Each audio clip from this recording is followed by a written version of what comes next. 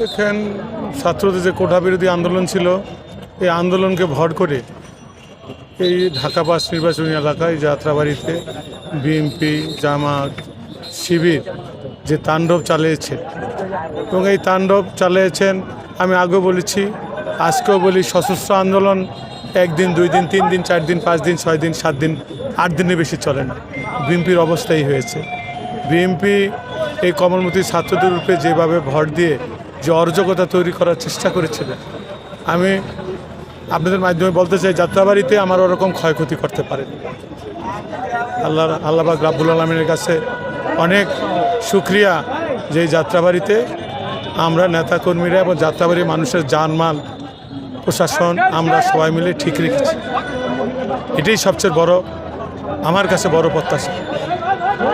আওয়ামী পরিবার এই ঢাকা ৫ নির্বাচনী এলাকার যাত্রাবাড়ি থানা আওয়ামী লীগের এক অভিন্ন, আমরা কয়েকদিন রাত দিন ২৪ ঘন্টায় তো আমরা পাহাড়ে আছি।